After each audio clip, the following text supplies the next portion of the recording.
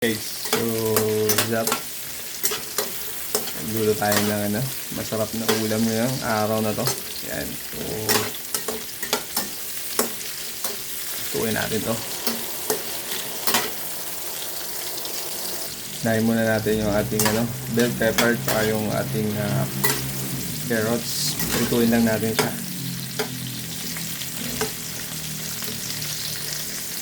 Yun, so pwede na to, hanguin ko na to guys. So, kunin na muna natin yung ating bell pepper tsaka yung ating carrots. Yan.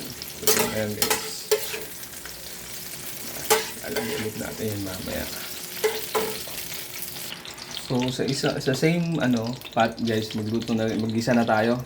Isa natin yung sibuyas, bawang tsaka luya. Gisa lang natin hanggang lumabas yung kanyang aroma. Yan. Panoorin nyo guys yung buong video para makita nyo yung lulutuin natin. Yan. Saka sa mga gusto rin gumaya yan. So ito na, hindi ko na lang ikakat para kayahin nyo na lang kung paano ko sa niluto mga lods. Yan. Pacham lang ulit to mga lods. Lagyan natin yung ating tomato sauce. Yan mga lods.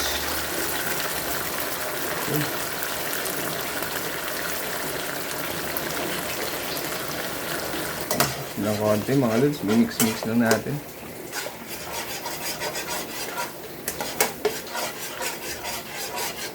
Tapos lagay na natin yung ating meat. Ito po ay pata at saka yung yung meat natin dito is pata at saka yung beef stripe, kaya yung libro ng baka itong tawagin na yun. Yun. Ayan guys. Lambot na nito guys. Sobrang lambot na. Pressure cooker natin yan. Ayan o. Yan naman. Sobrang lambot. Yun o. Luto natin siya in 1 hour. Dito sa pressure cooker. Ito. Kaya natin dyan. Ang lahat. Tapos yung yung sabaw, ilalagay din natin yan mamaya. Sobrang lambot guys.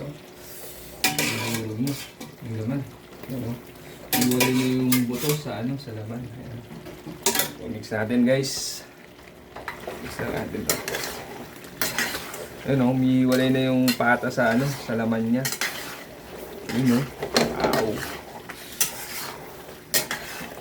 So ang tawag nila dito is kalyos, pero may ibang ingredients kasi na wala ako, kaya kalyos na lang to, ala papapak. Pacham.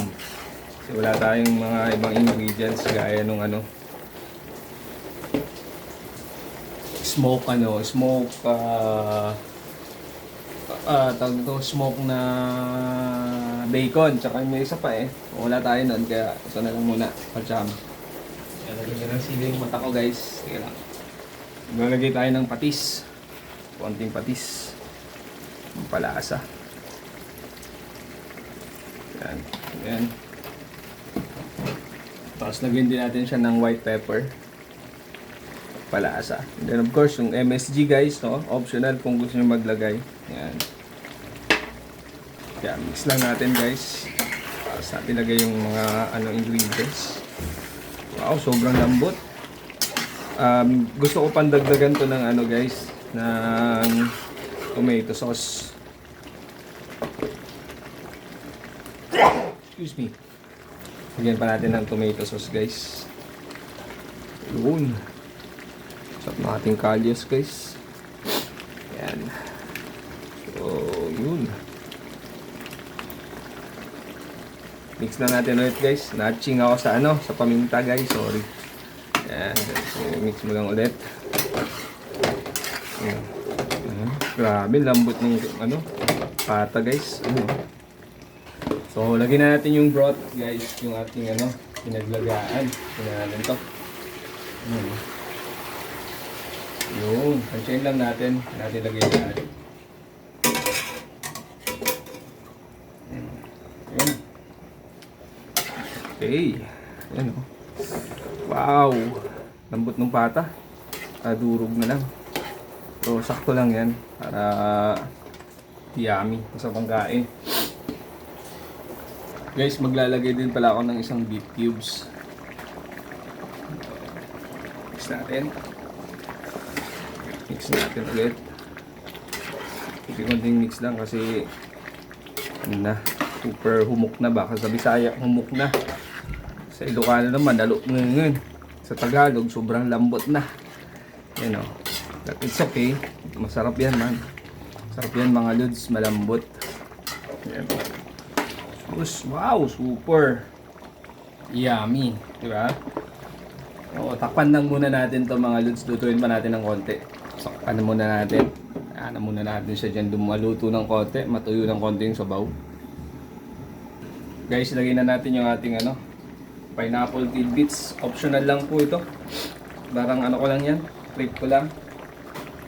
Trip ko lang maglagay. Pero nasa sa inyo na yan kung gusto nyo. Sama na natin dyan yung ating yung ating prinito na bell pepper tsaka carrots. Yun.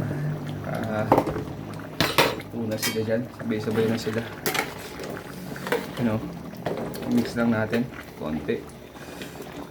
Sobrang sarap nito. Tsaka malambot.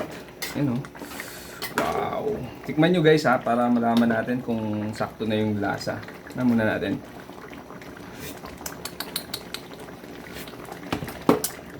Wow. So for me mag-adjust ako. Dadagdagan ko pa siya ng konting patis. Yung mga lods, lagyan na natin yung pang finale na na ingredients. So lagyan na natin yung ating onion spring or onion leeks. Yan. At pang finale na yan. Tapos kakain na tayo. Yan. Okay na yan mga lods. Pwede natin patayin ating kawali. Luto na to mga lods. Okay na to. Ito na po yung ating kalyos ala papapak. Yan. Pwede po siyang pwede po natin siyang pang-ulam, pang-pulutan. Yan. Yan na po yung kalyos natin. So sa mga gusto pong gumaya, panoorin nyo na lang po yung full video natin mga lods. Yan. Yummy na naman. Paldo na naman tayo mga lods. Yan Paldo. Ayan. Kain na tayo mga lods. Ano pa? Bye!